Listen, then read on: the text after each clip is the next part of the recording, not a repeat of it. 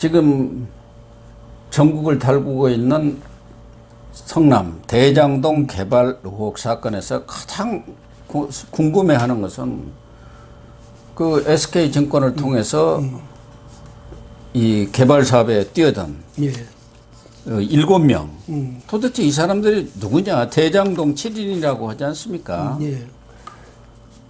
SK를 통해서 6명은 특정 금전 신탁인가요? 이걸 통해서 들어왔고, 이론은 뭐 화천대유 100% 지분을 갖고 있는 김만배 씨라고 하는 애요.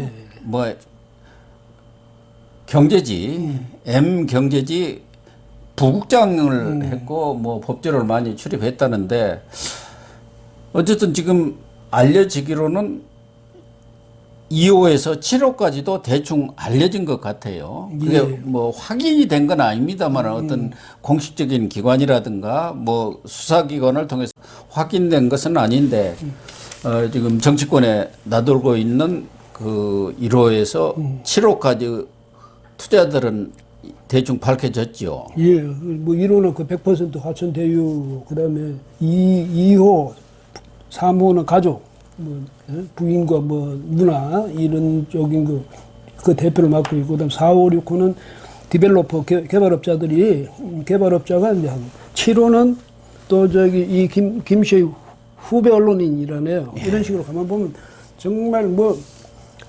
잘 짜여진 자기들 동아리 같아요. 예, 자기들끼리.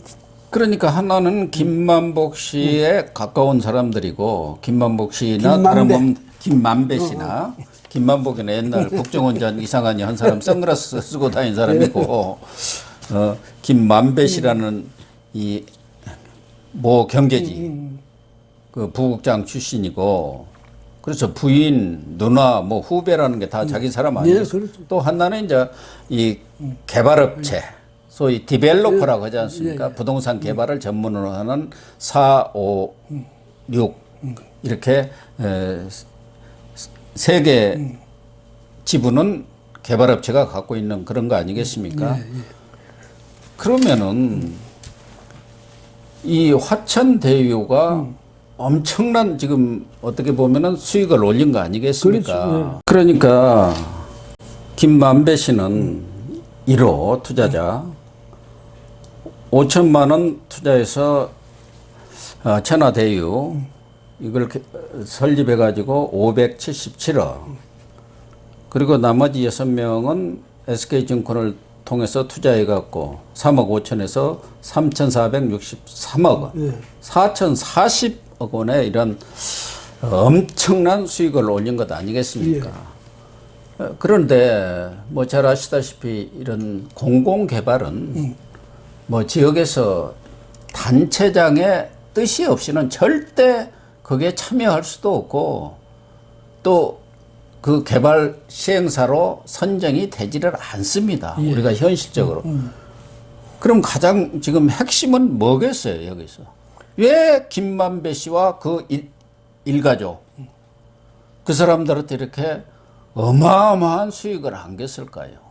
그러니까 뭐 이재명 지사 이야기로는 뭐 저기 리스크가 큰 만큼 거기 큰 리스크가 큰데도 투자를 했기 때문에 거기서 그만큼 저 반대급부 리턴도 크다 뭐 이런 식으로 이야기를 하는데, 아니 시장이 하고 그 공공개발을 하고 하는데 거기 무슨 리스크가 있을 수 있습니까?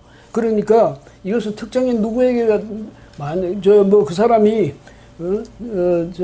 이 지사를 뭐 인터뷰한 기사를 내고 뭐 이랬다는 그 이야기도 있지만, 어쨌든 그런 개인적인 친분이 있든지 그런 특별한 연구가 없이 느닷없이 이 사람한테 이 화천대유라고 그 실적도 없는 회사 말이죠. 예? 일주일 만에 만든 회사 아닙니까? 그런 회사에게 이런 큰 사업에 참여하도록 했다. 여기에는 아무리 어떻게 이야기하든 우리 국민들이 일반 상식으로는 그 추측이 되지 않습니까? 이재명 지사하고 무슨 특별한 연구가 없이 어떻게 그렇게 참여할 수 있었느냐. 그 다음에 누구나 보면 거기서 뭐 공공개발로 해서 전혀 이 사업 자체가 위험성이 거의 없는데 거기다가 위험성 따라서 그만큼 반대급부가 많았다. 그런 식의 그 해명을 이재명 지사가 공공연히 그렇게 한다는 자체가 말이죠. 좀 정말 그 국민들을 너무 우습게 하는 게 아닌가. 왜 핑계를 대더라도 그런 핑계 대면 하이리스크 하이리턴 그런 핑계 대면 안 되죠. 아니 그러니까 뭐 이재명 지사하고 이 김만배 씨 간에 어떤 뭐 특수한 관계가 있었다는 증거는 지금 아무것도 그렇죠. 없죠. 있었다고 한다면은 이 개발 사업하기 그 전에 특별히 뭐 인터뷰를 해줬다는 건데 이재명 지사도 그 뭐 그쪽에서 요청해서 인터뷰 한번 한 거지 개인적으로 아무런 관계도 없다 이런 얘기 아니겠습니까? 그러나 상식적으로 보면은 이 김만배 씨와 이재명 경기지사 간에 그 다리를 놓은 사람이 있을 거 아니냐. 아주 이 양쪽을 잘 알고 이 전체적인 사업을 기획한 그런 기획자가 있을 것 아니겠습니까? 있겠죠. 예. 원래 이재명 지사가 얘기한 대로 공공개발을 해가지고 그 수익을 전부 이 성남시에 돌리겠다고 한다면 왜 민간기업자를 끼어들게 합니까? 그러니까. 그걸 안 하면은 1조 5천억이라는 이익이 이쪽으로 다 와버리는데. 근데 민간기업을 이렇게 끼워놓고 이런 거 이제 설계를 하는 그런 사업자가 있는 거고 그런 기획자가 있을 거 아니겠습니까?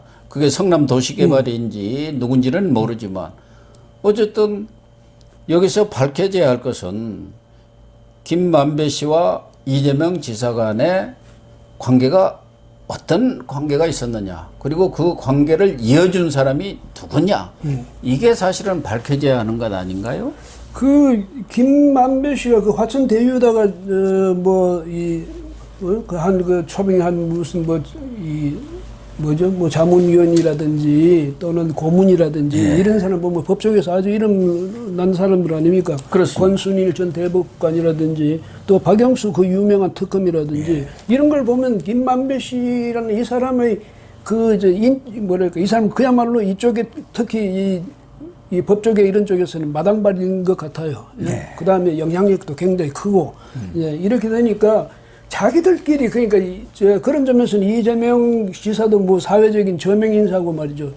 그 일정한 지위에 있는 사람이니까 그런 사람들끼리 뭐 그 연결할 수 있는 그 네트워크가 돼 있다 이렇게 봐야 되겠죠. 터무니없이 뭐 이재명 지사 자기들 누군지도 전혀 모르는 사람한테 그런 사업에 뭐 좋겠습니까? 그런 측면에서 볼 때 그런 어떤 인적 네트워크가 있지 않았느냐.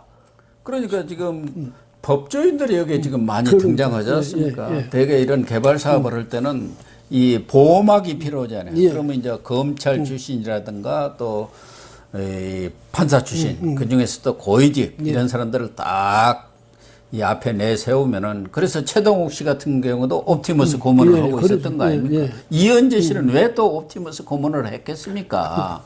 그런 사람들을 앞에 내세워야 거기에 또 그런 분들이 그렇게 그쪽에서 고문까지 하면 또 신뢰성을 주는 것도 있는데 무슨 일이 생겼을 때 처리를 잘 하지 않습니까? 그렇죠. 예.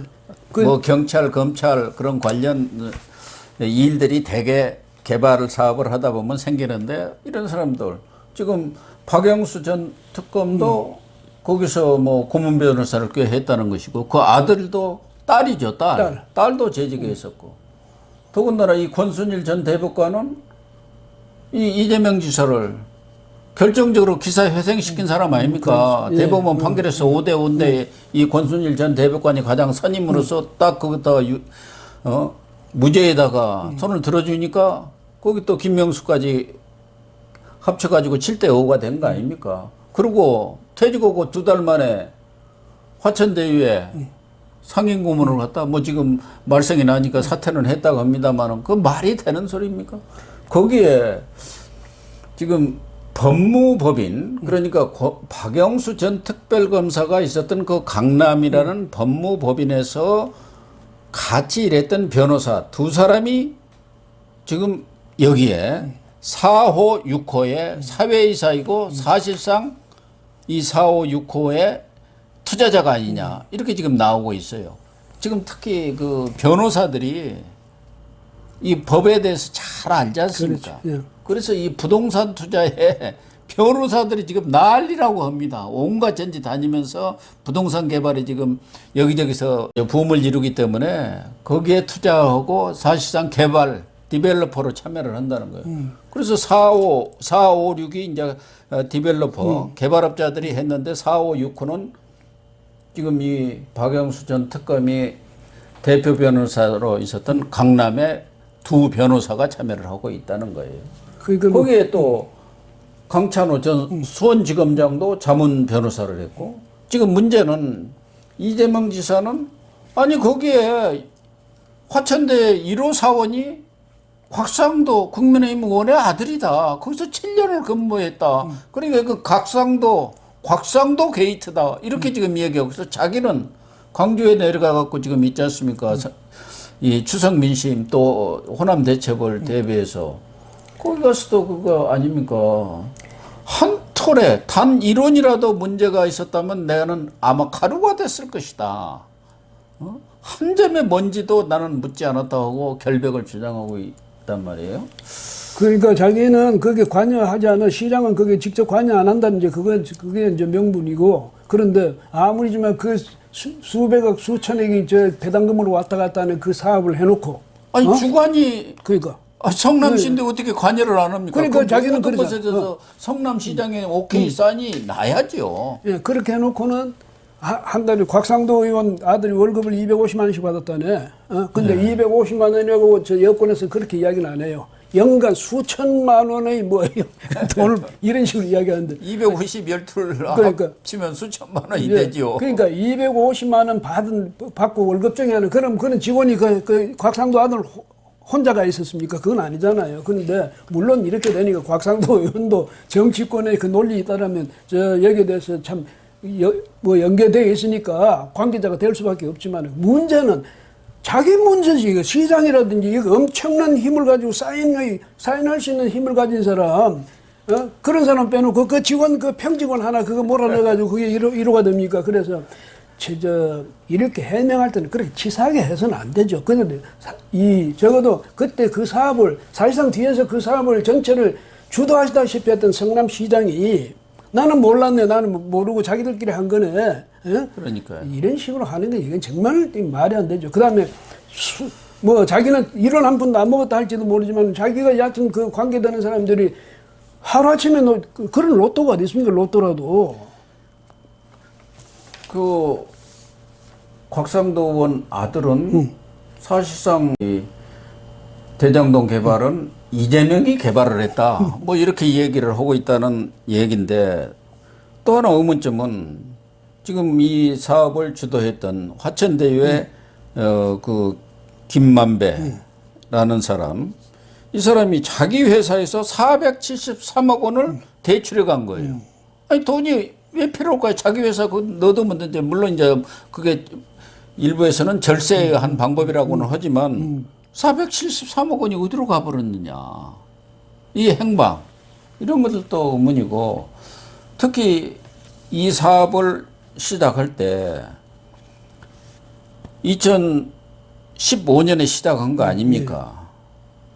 그런데 그 당시에 메르츠증권하고 한국산업은행, KDB, 그리고 성남우뚫, 이 세 개가 컨소시엄으로 입찰을 했는데, 그 입찰 공고가 나고 마감이 3월 26일이에요. 2015년.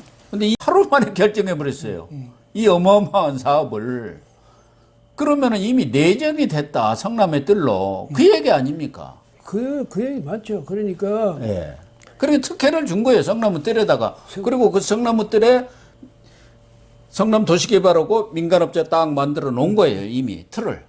그러니까 이재명 시장이 아마 당시에 우리가 그냥 상식적으로 유축한데 당시에 시장으로서 번쩍번쩍 빛나는 일을 사업을 하고 싶은 게 있었을 거고, 그다음에 네. 누군가가 아이디어를 줬거나 자기가 그런 아이디어를 만들었거나 어쨌든 그래가지고 아주 의욕적으로 이재명 기념적인 그런 지역을 만들겠다는 그런 의지를 가졌을 수도 있거든요. 되게 그렇게 욕심이 있었어요. 정치인이란 그런 욕심을 가지고 만드는데, 그래가지고 이루어졌던 일을 이제 와서 나는 전혀 관계없다, 나는 모른다, 이런 식으로 이야기한다면, 이런 사람이 정말 이렇게 무책임한 사람이 만약에 대통령 선거에서 정말 앞서가는 그런 지지율을 지금 경선이지만은 받고 있다는 이 자체가 좀 아이러니고 참 이상한 일 아닙니까?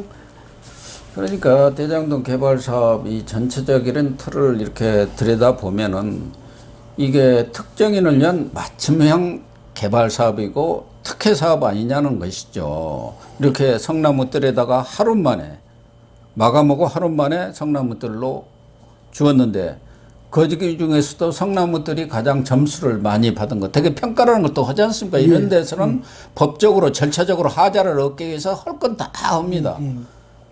그런데 느닷없이 그 공고에서 자산관리사, 예. 관리회사 항목을 넣어가지고 20점의 배점을 준 거예요. 그런데 성나무들은 말하자면 이 화천대유 자산관리거든요. 이걸 싹 만들어 놓은 거예요. 그런데 나머지 메리츠증권이라든가 이 산업은행은 그 나중에 이게 공고 딱 나왔는데 보니까 이게 들어있단 말이에요. 20점 배점짜리가. 근데 그걸 하루아침에 못 만들잖아요. 그러니까 미리 이쪽에서는 성나무들 같은 데는 이 정보를 미리 얻어가지고 탁 자산관리 회사를 만들어 놓은 거예요. 그러니까 배점이 20점이 높아버리면은 자동으로 그쪽으로 결정이 될 수밖에 없지 않습니까? 그렇죠. 예. 그러니까 화천대유만 이런 그런 그 계획서에 자산관리회사, 자산관리사 항목을 넣어가지고 20점 배점을 주고 이런 것들이 전부 말하자면 짜고 치는 고스톱 아니냐 이런 상황으로 이해가 지금 되고 있는 것이죠. 그러니까 거대한 사업을 만들어 놓고 이 사업을 주체를 누가 할 것이냐에 대해서 물론 이제 그거에 입찰 봐야죠. 뭐 산업은행이든지 들어줘야지. 들어줘야 명분이 서니까. 그런데 들러리가 좀 있어야지 있어요. 않습니까? 그런데 네. 이제 정해놓고 되게 주도 세력을 딱 만들어 놓고 그다음에 저는요 참 이걸 보면서 더 이상한 게 화천대유 그다음에 천화동인이에요. 이거 저 주역에 나온 얘기거든. 저 64회 중에 나오는 그거 아닙니까? 그런데 이런 식으로 회사를 만든 것도 그렇고 이 사람들 그냥 그래서 좀 오히려 또 이미지도 좀 이상해. 이상한 사람들의 집단 아닌가. 근데 여기다가 이런 집단을 만들어 놓는데 이재명 씨가 지금까지 몰랐다? 예? 그 엄청스러운 돈이 왔다 갔다 했는데 그 다음에 그 개발 사업에서 개발 이익이 전부 그쪽으로 다 넘어갔는데 그러니까요. 예? 그리고 화천대유라는 직원 16명 있는데 어떻게 전임 대법관이 그런 데 갑니까? 다 우리나라 최고의 10손가락 안에 드는 그런 데 가서 고문하고 그러지. 자기는 몰랐다는 거 아닙니까? 그런 거 하는데 몰랐다네. 아니 지금 언론 보도에 따르면은 이 권순일 이 대법관이 이 대장동 개발 사업 그 의혹 사건도 이 선거법 위반 사항의 하나로 그 사안을 다 심사를 하고 검토를 해가지고 그 사건 자체도 무죄 판결을 내려줬어요. 그러니까 이 몰랐다는 것은 전혀 말이 안 되는 것이죠. 그리고 대법관식하고 그랬으면 정말 품위를 지켜야지. 그러니까 거기 그 회사에 자기가 고문을 맡겠다 했으면 뭐 그 뒤에 막강한 실력을 알기 때문에 들어갔지. 예? 특히 예? 거기 들어간 그 사업이 얼마나 그냥 땅 짓고 헤엄치기 사업인지 거기 들어가서 잠시만 있으면 그 사업이 얼마나 그 자본금 출자금이 펑튀기 해서 나올 것인지 다 알고 들어가서 그냥 자기는 거기 가서 뭐 사실은 고문이니 뭐 자문위원회에 들어간 사람들요. 그 사람들이 그래서 실질적인 일을 할 필요가 없거든요. 왜냐하면 그 회사에서는 이 사람들 언젠가 필요할 때 그때 써먹기 위해서 평소에 투자하는 거예요. 예, 그렇죠. 월 2천만 원씩 준다거나 뭐 2,500만 원씩 준다거나 이런 식으로 해서 계속 투자하는 거지. 근데 거기 편안하게 앉아있다가 이제 와서는 나는 몰랐는데. 그리고 전 대법관 정도 하면은 몇천 정도가 아니고 뭐 엄청난 돈이 그렇죠. 갖지 않았겠나 그런 생각이 듭니다. 아니요, 이 김모 씨만도 그 분양 수익은 또 뭐 몇천억이 따로 그러니까 있고 따로 여기서 있죠. 있는 것만 해도 577억인데 거기에서 몇 억 띄워주는 거야 뭐 일도 아니죠. 예, 그리고 그렇지 않겠습니까? 그렇죠. 이 이재명 지사가 지금 대선까지 도전한 것은 대법원에서 무죄 판결을 받았기 때문에 그런 거 아닙니까? 그러면 경기지사도 떨어지고 그때 보조금 받은 거 40억인가 50억 토해내야 할 그런 상황이었어요. 그래서 본인이 내가 여기서 유죄 판결 받으면 나는 거짓했나고 그 호소하고 그랬어요. 어쨌든 이 문제는 정말 뭐 이재명 지사도 수사할 테면 하라 나는 100% 찬성이다 하지만 그렇게 수사해갖고 어느 세월에 나오겠습니까? 그걸 결과가. 알기 때문에 그런 말 하는 거예요. 이미 우리 이제 경험을 다 알잖아요. 예. 대선 목전에 두고 유력 주자한테 누가 수사를 누가 하겠습니까? 수사를 하겠어요? 그러니까 그걸 알고 아니, 검찰이나 공수처가 뭐 하겠습니까? 그런 것이 나왔다 하더라도 다 밝힐 턱이 없지 않습니까? 현직 서울중앙지검장도 모셔가가지고 조사하는 판에. 예? 예. 아니 지금 여당의 가장 유력한 대선 후보를 수사를 해요? 공수처가요? 그래서 지금 일각에서 나오는 게 특검을 해라. 한동훈 지금 검사장 저 사법연수원인가에서 놀고 있지 않습니까? 예, 예. 거기 뭐 사람이 없는데 검사가 가서 연수를 안 받는데 그 사람 지금 검사장이고 수사에 아주 달인으로 알려져 있지 않습니까? 그래서 한동훈 특검 이걸 발족해야 한다. 이런 얘기가 지금 나오고 있는 거 아니겠습니까? 그러면은 이런 사람은 이거 딱 보면 아니까 금방 한 달이면 다 수사할 수 있다는 거. 아니 조국 수사 같은 것도 한 3, 4개월 뿐이 안 걸렸고 박근혜 그 어마어마한 국정농단 수사도 한 5, 6개월 뿐이 안 걸렸는데 이런 거야. 아주 단순한 사건 아닙니까? 그래서 한동훈한테 맡겨놓으면은 한 달이면 다 끝난다는 거예요. 그러니까요. 왜냐하면 지금 친정부적인 성향을 가진 사람을 특검으로 앉히면 그거는 장난치는 것밖에 안 되는 거고 그 대척점에 있는 사람을 앉혀야죠. 그래요. 이쪽에서는 정권에서는 그 특검이 정말 공정하게 하느냐 안 하느냐 관피하게 될 거고 그럼 그 사람은 정권에 대해서 아부할 필요가 없으니까 그야말로 공정한 특검이 될 수도 있죠. 그 다음에 지금 이재명 지사 자기 말로 해라. 나는 먼저 하나 나 묻은 게 없다 이런 식으로 큰 소리 치면 해보자는 거죠. 그럼 특검도 받아야지. 아무튼 뭐 지금 이재명 지사 입장에서는 이재명 지사와 이 대장동 개발 의혹이 무슨 특별하게 법적인 하자라든가 거기에 어떤 금전적인 문제가 있었다는 것은 단 하나도 나오지 않고 있습니다. 그럼에도 불구하고 본인이 그 성남시장으로서 그 개발을 주관을 했기 때문에 또 그 과정들이 보면은 김부겸 총리까지도 상식적이지 않다. 예. 뭐 이낙연 전 대표도 비상식적이다, 그래. 이상하다 이렇게 얘기를 하고 있는 그런 상황 아닙니까? 예. 그렇기 때문에 정치적 타격이 불가피할 것으로 보입니다. 그래서 이 문제에 대해서는 뭐 당사자들이 아무리 떠들어봤자 소용이 없을 것 같고 진짜 한동훈 특검 같은 것이 발족했으면 좋을 것 같은데요.